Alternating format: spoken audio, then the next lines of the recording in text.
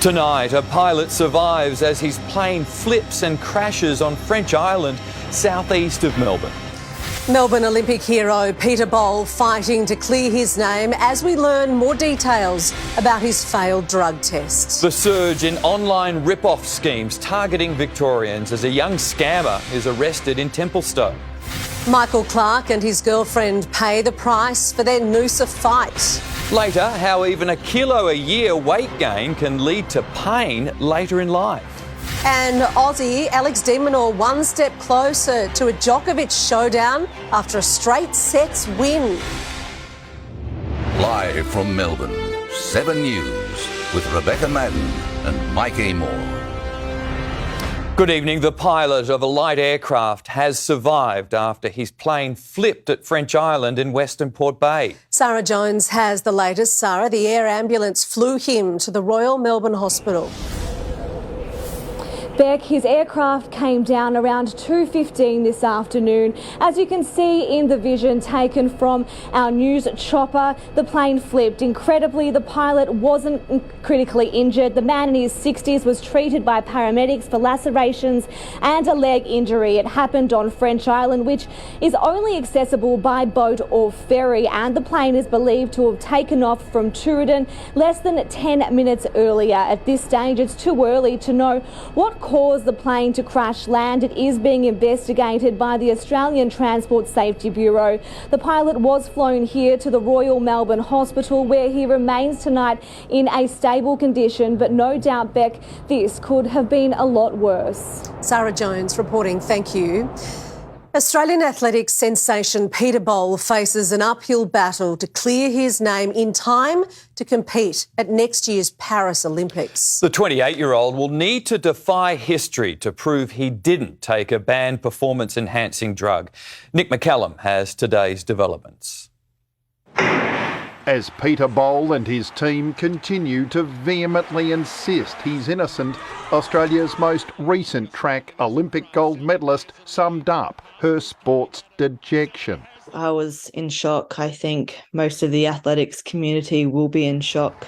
The Commonwealth Games 800 metres silver medalist did a urine test in October as he resumed training after a break. His A sample returned positive to synthetic EPO, the banned blood enhancer which cyclist Lance Armstrong confessed to using. EPO is via injection. I don't know of any oral way to get EPO into your system without knowing, and it's pretty hard for me to put a needle in your neck without you knowing you've had an injection. So it's quite extraordinary for an EPO test to come up on someone who doesn't know how they've got into their system. Bol's fate now hangs on a B sample test next month. Unfortunately, historically, people that have had a positive A sample on EPO, it's pretty rare that they don't have a positive on the B sample as well. If the B sample is positive, he faces a 4-year ban, which ruins his next Olympics clearly. If that happens, his team plans to send his samples overseas, probably to Germany, for further testing. The fight expected to cost $160,000, more than Bol would earn in 4 years competing. Fellow athletes hope he can prove he's clean. He inspires Australia, he inspires the next generation. So what he does to the country of Australia as a whole is huge. Sources close to the Bol camp say the athlete is struggling with the situation and finding it hard to get motivated to do any training. I can't imagine what Peter must be feeling and going through right now, because I know that I'm feeling impatient because I want to know the results of the B sample as well. Nick McCallum, 7 News. A suspected con artist has been arrested in Melbourne's east, accused of ripping off victims via 2 separate cyber scams. Police swooped just as there's been a surge in online marketplace scams targeting Victorians. Manish Sharma has been caught up in one of the latest online marketplace scams. Would-be buyers insisting on using the PayID platform before ripping off sellers. PayID is such a nice platform, but it's getting abused, it's getting abused a lot. The scammers asked the sellers to provide them with their email address. After completing a transaction, they send a legitimate-looking receipt from a fake email address. Saurabh Singh has also been targeted by the scammers. First of all, he asked me for the phone number to put the pay ID, then he asked me for the email. I provided him both, but still, he said, oh, there is something else. So I thought, yeah, it's a scam. The rise in pay ID frauds comes as Doncaster police charged an alleged conman over a marketplace scam and the Hi Mum scam, which tricks parents into transferring money. The 21-year-old man from Templestowe allegedly targeted victims in Ringwood, Mill Park, Mitcham, Doncaster East and Narre Warren. The alleged scammer obtained electronics as well as a substantial amount of cash. The 21-year-old was granted bail to front court in July. Manish Sharma's experience is that scammers are attracted to items being sold for more than $700. He believes that the majority of approaches he's receiving are from would-be thieves. If you are not careful, you can lose thousands of dollars a day. Cameron Bowe, 7 News. Former Test captain Michael Clarke and his girlfriend, Jade Yarborough, have been fined by police over their wild public brawl in Noosa. The couple has now been issued with public nuisance infringement notices. Queensland police say no other offences were detected during an investigation into the fracas, and the matter is now closed. The pair was filmed having a violent argument over cheating claims. Prime Minister Anthony Albanese has promised to work closely with billionaire Bill Gates to invest in clean energy. The pair met at Kirribilli House today as the federal government claims power prices are on the way down. A meeting of the rich and powerful. Thanks for having me. Great to be here. Anthony Albanese opens his door to billionaire Microsoft founder Bill Gates. We haven't met before, but I've admired your work. Particularly his efforts tackling global health. Mr Gates now holds a keen interest in treating diseases across the Pacific. With malaria in the long run, we want to do the same thing we're doing with polio, which is eradicate it regionally and then eradicate it all over the world. The Prime Minister warns we need to prepare for future challenges in health, but also climate change. My government was elected on a platform of taking climate change seriously. Both the Foundation and Breakthrough Energy are excited about the things we can do together. Like investment in cleaner energy, but the immediate challenge is rising power bills. The bills are going to be higher for Australians. We're already seeing that. Energy Minister Chris Bowen claims we're about to see some relief, releasing new Treasury analysis showing that since the introduction of price caps on gas and coal, wholesale prices have fallen 44% in Queensland, 38% in New South Wales, 32% in South Australia and 29% in Victoria, which, according to this data, means power bills will be $230 lower than they otherwise would have been next year. We welcome the impact of this intervention, and we know that Australians realise there is more yet to be done. The opposition isn't buying it. Those higher wholesale prices haven't been passed through to consumers yet. The federal government acknowledges it'll take time for the price caps to flow through to the market, but insists its plan is working. When you've got power prices up right around the world, no intervention is going to act immediately. Jennifer Beshwati, 7 News. An early morning smash has forced a tram off its tracks in Kew. A grey SUV slammed into the tram on Burke Road around 6 a.m, causing it to derail. No one on the tram was injured, but the SUV driver was taken to hospital. Melbourne may have hosted its last Australia Day parade, with mounting speculation the event may never return. Kathleen O'Connor is at Federation Square tonight. Kathleen, the government won't commit to bringing it back. Beck, the annual march hasn't taken place in 2 years due to COVID, but Premier Daniel Andrews had previously indicated he'd hoped it would return. Now that's likely to have changed. It now appears that there will be no Australia Day parade through the city next week. And when 7 News asked today whether the parade would return next year, a government spokesperson said they would only make a decision that will be made in due course. The spokesperson went on to say that the government recognises that Australia Day represents a day of mourning for some Victorians and wants official events to encourage reflection and inclusion. Yesterday, the PM said it was fine to let public servants work on the public holiday. There will still be a citizenship ceremony as part of the City of Melbourne's celebrations, where 200 citizens will be welcomed to Australia. Beck. Kathleen O'Connor, thank you. Rugby union star Kurtley Beale is tonight free on bail after being charged with raping a woman in a Sydney pub. The new father has vowed to fight the allegations, despite admissions he messed up. After spending the night in custody, Kurtley Beale walks free on bail, straight into a media scrum. Kurtley, what did you mean by I messed up? The 34-year-old rugby star, now an accused rapist. Strongly denied the allegations, and that's all, as you understand, we can say at this stage. How's Kurtley holding up? He's fine. His wife Maddie standing by her man, the father of their first child, who was only born in October. How are you coping? Her husband has confessed to cheating, but strenuously denies the encounter wasn't consensual.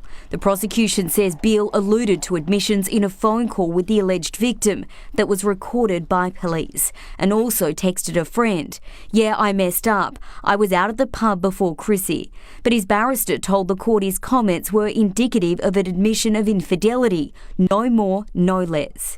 Beale was drinking at Bondi's Beach Road Hotel on December 17 when the alleged victim followed him into the male toilets, but inside is accused of sexually assaulting her. Security video forms part of the case against Kurtley Beale. As part of his bail conditions, he's been banned from contacting the alleged victim, ordered not to drink alcohol or take drugs, and he must report to police twice a week, along with surrendering his passport. Beale will almost certainly miss the Rugby World Cup in France in September. Instead, he'll battle to clear his name in court. Ashley Hansen, 7 News. New Zealand's Education Minister Chris Hipkins will become the nation's next Prime Minister, replacing the outgoing Jacinda Ardern. He was the only member of the governing Labor Party to officially nominate for the leadership. Look, it's a big day for a boy from the hut. Look, I'm really honoured and humbled by the support that my colleagues have shown towards me. It's an enormous privilege. Prime Minister Anthony Albanese has already spoken with Mr Hipkins over the phone. Ukrainian President Volodymyr Zelensky has made an impassioned plea for more weapons as defence ministers from 50 countries met for talks. But Germany and the US are defying pressure from allies to supply battle tanks at what could be a critical moment of the war. He's watched Vladimir Putin's forces pound his country's infrastructure. Now, Ukraine's President Zelensky barely blinks on which weapons his troops need most.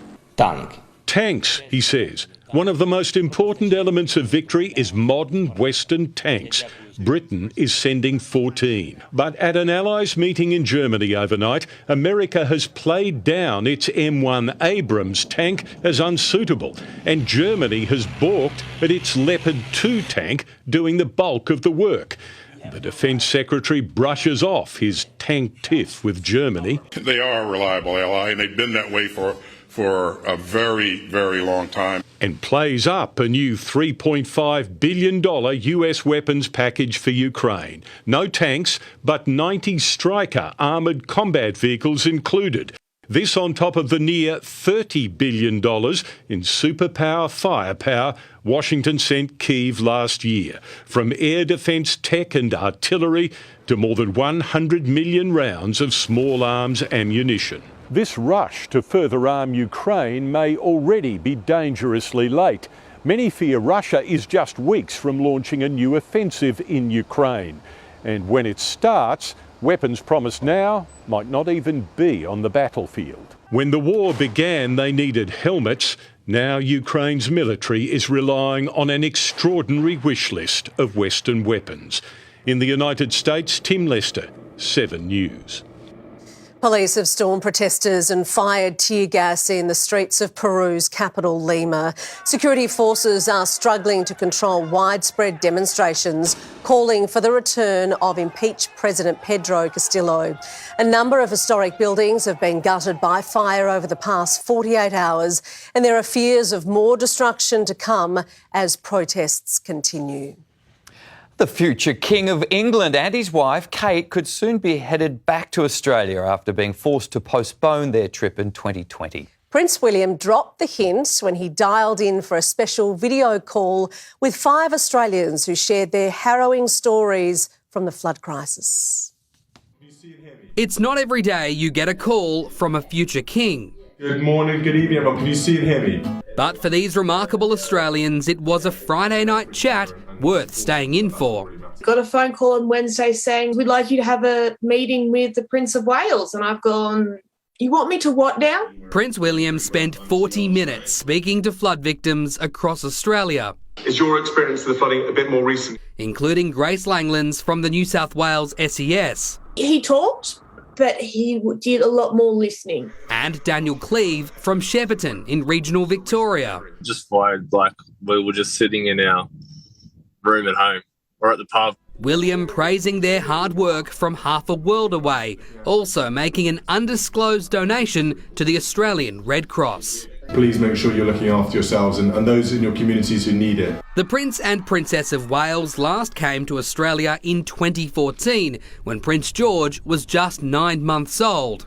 It's hoped we might see them back later this year.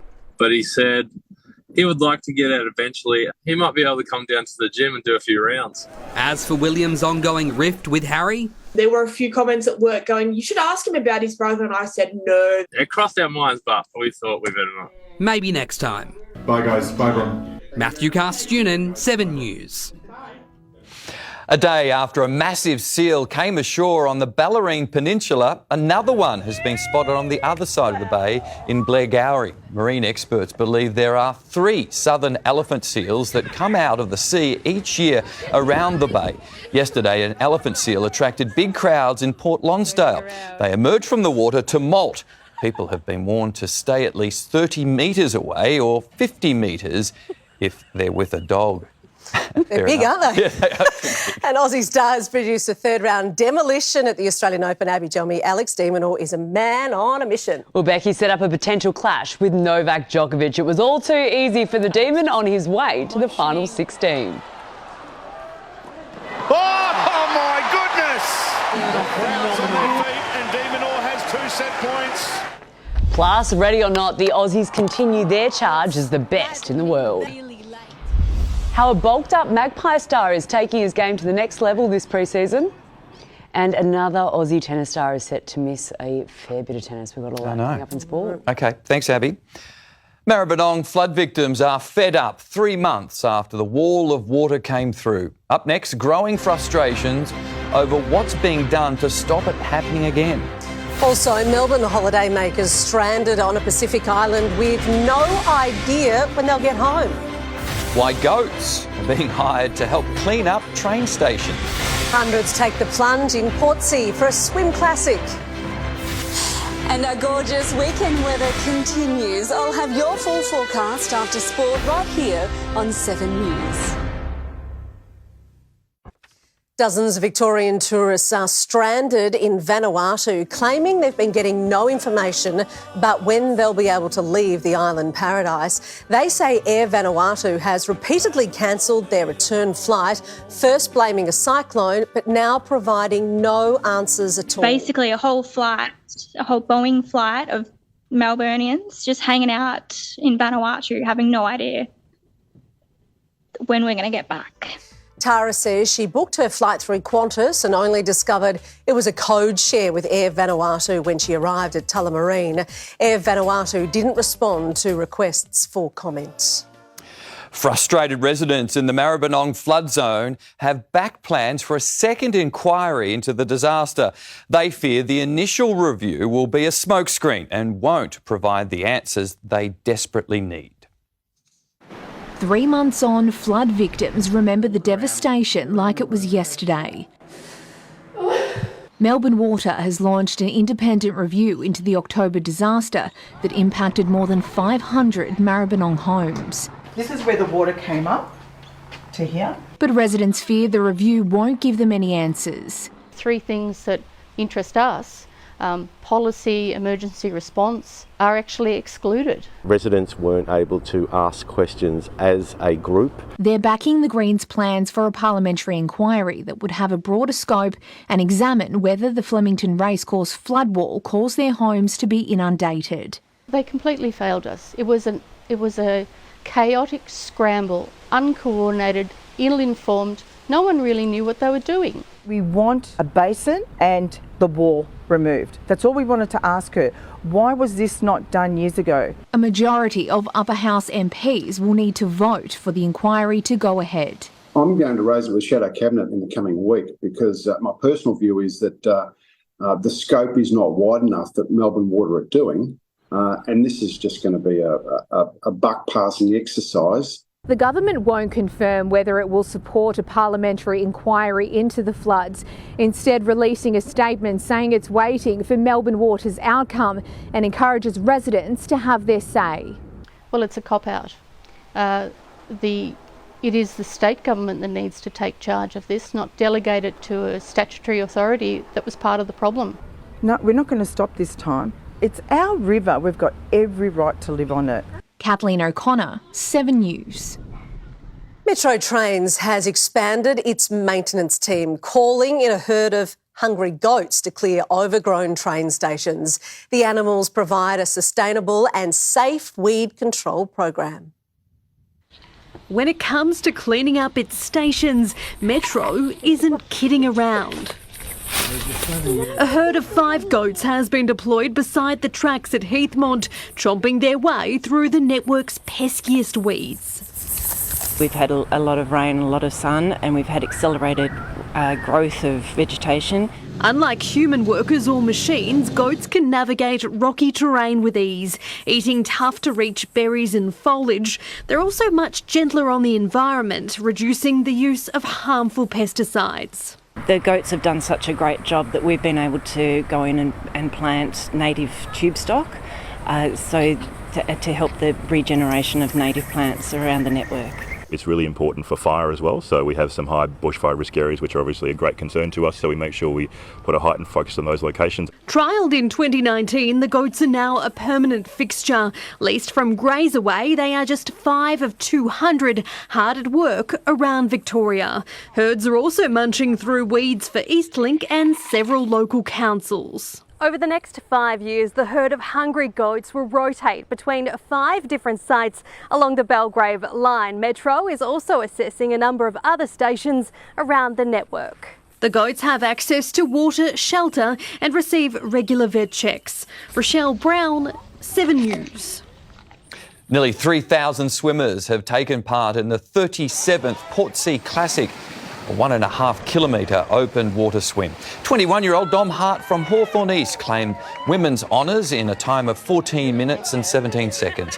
23-year-old Robbie Dillasing from Altona North took the men's title in a time of 13 minutes and 16 seconds. There are new concerns about the state of the global economy tonight as a tech giant axes thousands of jobs. That's next on 7 News. Also, a dog stolen from an elderly Werribee homeowner, but there's a happy ending. And a new penguin colony discovered in a remote part of Antarctica.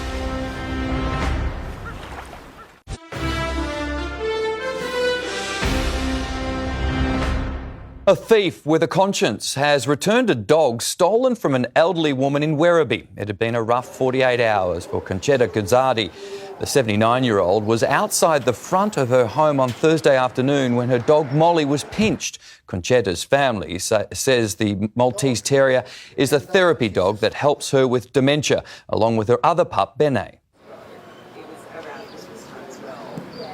Knowing that they've just taken it from someone who's just standing here and that she can't chase after him or anything, it's just overwhelming and upsetting. Late this afternoon, the thief saw the story on social media and returned the dog. Google's parent company is axing 12,000 jobs around the world, stoking new fears about a global economic slowdown. It is the latest tech giant to scale back after years of growth. For the tech giant's global workforce, an email more worrying than surprising. We hired for a different economic reality than the one we face today, the company's chief executive told them, announcing 12,000 jobs will go, its workforce to shrink by 6%, the cuts spread across regions. It's Google's biggest ever round of layoffs, and yet it's a common story in a sector that surged through the pandemic. Its global workforce grew in just 3 years from 119,000 to 187,000. As it shrinks, so too do smaller players. For me, it was my first time, so it was a little bit of a gut punch. Just 2 weeks ago, Amber Field's employer, an online styling service, axed her position. It's very difficult. There's a hiring freeze. There's a backfill freeze. Like, we're not just not hiring, we're also not replacing the roles that we just laid off. Google's workforce pullback follows this week's Microsoft announcement, 10,000 jobs to go, nearly 5% of its workforce. Amazon has cut 18,000 jobs, and late last year Facebook's parent Meta shed 11,000 positions. That's 13% of its people. Still big, but for now big tech is shrinking. In the United States, Tim Lester, 7 News. Police body cam has captured the moment a former Walmart employee was shot dead by police after he returned to the store heavily armed and opened fire on staff. 25-year-old Ronald Ray Mosley told workers to line up against a wall, shooting a female employee in the face. We know that he intended to do this. He left a suicide note at his house. So he absolutely planned to die last night. The store's team leader is being praised for bravery, for slipping away and calling 911. At least 15 people have been injured when a bomb blast derailed a passenger train in Pakistan. A regional separatist group claimed responsibility for the attack, which derailed 8 carriages and the locomotive. Rescue teams are facing difficulties reaching the site as it's in a mountainous area. One of Princess Diana's favourite dresses is going to auction. She famously wore this dress by Victor Edelstein when interviewed in Vanity Fair in 1997. The gown will be sold in New York as part of the One Sale, which features an unprecedented selection of the finest products of human culture, achievement and history. It's anticipated to sell for up to $120,000. Scientists have discovered a new emperor penguin colony in Antarctica using satellite mapping technology. As a species, they live in areas so remote they can be hard to find, and most will never be visited by humans. The emperor penguin is the largest of Antarctica's penguin species, standing up to 1 metre tall. But despite that, they can be very hard to find, trekking over the sea ice to their breeding colonies in the coldest and most inhospitable corners of the southern continent. Which is why scientists were so excited when they discovered this: stains on the ice and snow, penguin poo. And you can zoom in and you can actually see the penguins themselves on the ice there.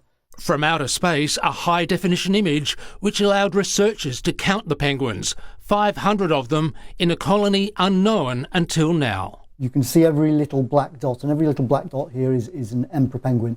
At this time of year, most of them will be the adults. Penguins need sea ice to breed and raise their young, and last month Antarctic sea ice fell to its lowest level on record. It's very important to study them as well because many of the colony locations are being affected and are vulnerable to sea ice loss and climate change. Scientists fear up to 80% of colonies could be headed towards extinction if current warming trends continue. But this new colony suggests there are more emperor penguins out in the cold than previously thought. Raymond Dale, 7 News. We're learning more about the health risks of slow weight gain. It's called kilo creep and it's happening to many Australians. The warnings ahead on 7 News. Also, a cyclist hit by a truck in Melbourne's northeast. Country music superstars hit the stage in Tamworth. And why some of the world's biggest female stars have united.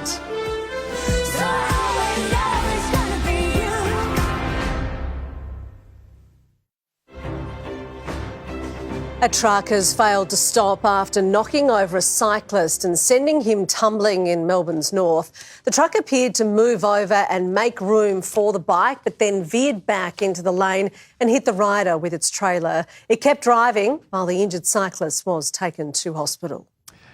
Victorians are falling victim to an annual kilo creep and are paying the price. The extra weight increases the risk of knee injuries and places strain on the nation's health budget. Australians are creeping on the kilos, gaining 0.5 to 1 kilogram each year, and it all adds up. People don't suddenly wake up one day and they've gained 5 kilos. It's a very slow, relentless kilo creep. Over 3 to 4 decades, this equates to 8 to 12 kilograms.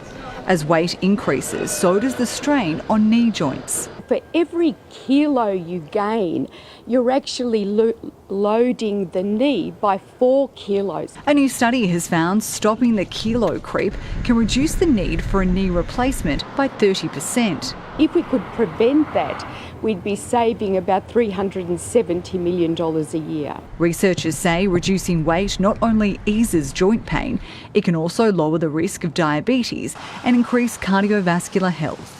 Good for your body, good for your mind. Over the past few months, I've dropped a considerable amount of kilos. I can run further.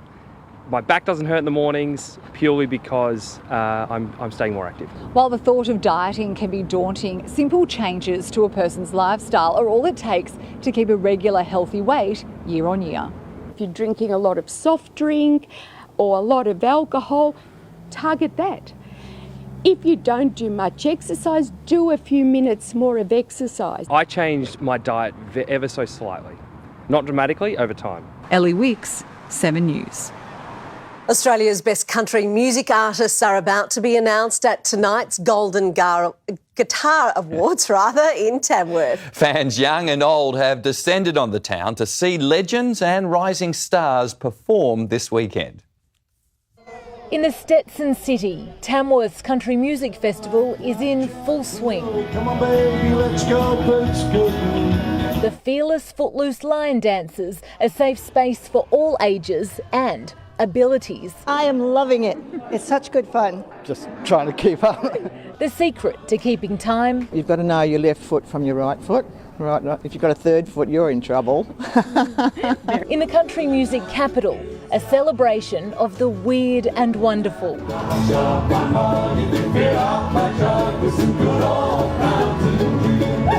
It's just full on and it's happy, it's vibrant. A place where every man and his dog has a voice.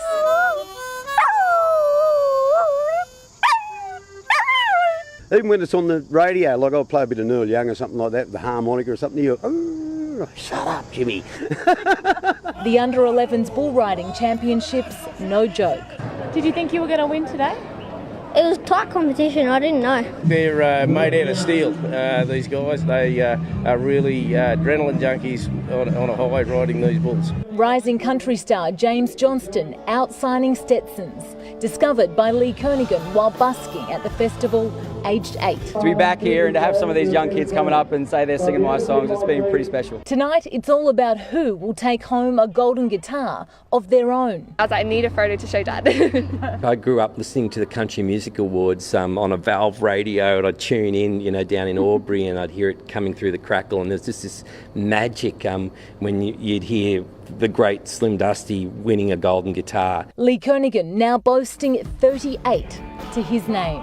The Golden Guitar Awards are spread across 16 categories, each award recognising excellence in country music and exceptional new Australian talent. I've been coming to Tamworth now for 30 years, and so there's a lot of history here, a lot of songs, so it's a homecoming. Isabel Mullen, 7 News.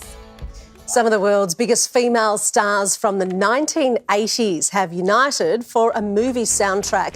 Dolly Parton, Belinda Carlisle, Cyndi Lauper, Gloria Estefan and Deborah Harry have debuted the film's song. So I always know it's gonna be you who comes to rescue anytime that I'm drowning. The cast for the movie, 80 for Brady, is also star-studded, featuring Lily Tomlin, Jane Fonda, Rita Moreno and Sally Fields. Sport is next with Abby Jelmy. And Abby, the true contenders are starting to emerge at the Australian Open. Well, Mike, we're starting to get to the pointy end at Melbourne Park, and a host of rising stars are hungry for an upset as an Aussie and his new motto have the Joker in their sights. Plus, what caused this bizarre moment in Sydney as a Big Bash journeyman calls time? Nick Dacos puts his teammates on notice with the key pre-season change, and the courtside confrontation between NBA stars and an NFL legend. Welcome back. Alex de Minaur has set up a potential fourth-round clash against Novak Djokovic after charging into the final 16 at the Australian Open. The Aussie claimed a straight sets win over his French opponent as Djokovic's main rival for the title was sensationally sent packing. The Demon on a collision course with the Joker. Alex de Minaur into the second week of the Australian Open. I probably have the best in the world in front of me, and I'm ready for the battle. A straight set smashing of Benjamin Bonzi to reach the fourth round, and you can't wipe the smile off his face or his racket bag. As a kid growing up, those are the stages you want to be playing on. And the Aussie didn't buy into the Frenchman's Bonzi scheme. What a return! Cashing in to break his opponent 3 times in the second set, the 23-year-old's court coverage had fans invested. Oh my goodness! The crowd's on their feet. His stocks through the roof after a 6-1 demolition job in the third. The Energizer Bunny will give up against Alex de Minaur. Tennis legend Rod Laver returned to Melbourne Park, the 84-year-old showing no signs of slowing down. Dan Evans might regret throwing Andrei Rublev an energy boost. Sharing their bananas. The Russian powered to a straight sets win and a fourth-round clash with 9th seed Holger Rune, who overcame a rolled ankle early in his victory over Hugo Humbert. The Netflix curses struck again. Isla Tomljanovic revealed she'll miss the next few months after undergoing a minor procedure on her knee. Last night, the tournament lost another draw card in Daniil Medvedev, but witnessed a star on the rise. He's done it! Sebastian Korda. The son of 1998 Oz Open champion Peter Korda and brother to winners of the Australian Golf Open, Nelly and Jess. The 29th seed has some talent in his corner. My mom's career high was 24, my dad was 2, Nelly, my sister, was number 1, my oldest sister Jessica was 6, so I'm definitely the worst athlete in the family so far. Natalie Yanides, 7 News. As David Warner and Steve Smith prepare to do battle in the Big Bash, Beth Mooney and Meg Lanning have provided some early fireworks in Sydney. The pair produced a record partnership against Pakistan before a bizarre moment of confusion in the Aussies' bowling innings. All the Litchfields came down from Orange. It's a bit of a bugger, but yeah, they're really close and have followed me and supported me through my journey so far. Out for 9, but now Phoebe has an average 154 and her teammates could get a bat. That's just a beautiful shot. Melbourne's Meg Lanning, but the queen of North Sydney Oval. Absolutely hammered it. 72 for Lanning, a ton for the quiet achieving great Beth Mooney. Racks up her third one-day international 100. And peppering the O'Reilly stand roof with 133 off 105 in a North Sydney record 9 for 336. With some help from the fielding and sympathetic umpiring. Letting Needadar off for this, Pakistan made the Aussies toil for their 3-0 series victory.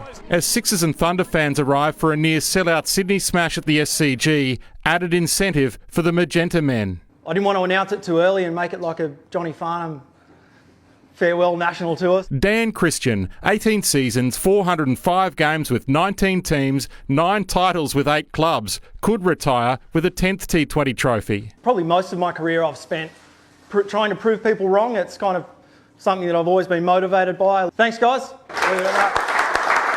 Matt Renshaw's 41, outscoring his mates Marnus and Uzi again, and Michael Neese's 3 for 27. For McDermott, who's gone! Led Brisbane Heat to a 12-run win over the Hobart Hurricanes last night, from second last into the top 5 as the finals race gets very tight. Matt Carmichael, 7 News. A bulked-up Nick Dacos is preparing for more time in the Magpies midfield, with the Collingwood star once again catching the eye of teammates this summer. Yeah, it's been fun to watch. He's put on a bit of size and, yeah, he's a great talent and he's been training so well and, yeah, super impressed with him. The Pies head to Lawn next week for pre-season camp. Western United has taken a sensational lead in the closing stages in its match against Sydney FC. A goal in the 87th minute gave them a 1-0 advantage in Hobart, which would lift them to 7th place on the ladder. A near albatross has helped put Jason Day in the hunt at the halfway point of the American Express tournament on the PGA Tour. Day is in a tie for third at 13 under, 5 shots off the lead. NBA stars had to be held back during a sideline confrontation with an NFL legend. Grizzlies players were involved in a heated exchange with 3-time Super Bowl champion Shannon Sharpe, one of America's highest profile media stars. Sharpe had the last laugh though, with his Lakers producing a stunning comeback. Finds Bain. Toscano Anderson double team, stripped and stolen. Schroeder on the steal, drives inside, puts it in. The Lakers take the lead. The Lakers win ended an 11-game winning streak for the Grizzlies. And Steven Adams that we saw in that footage, guys, 6'11". I don't know I'm saying anything to a 6'11". Not going to pick on much. You can say whatever you like. Yeah. Thanks, Abby. Sonia Marinelli is here now, and Son, it's smooth sailing on the weather front. It certainly is here in Melbourne, Mike, and we're rounding off this weekend with another beautiful day. I'll have the details up next.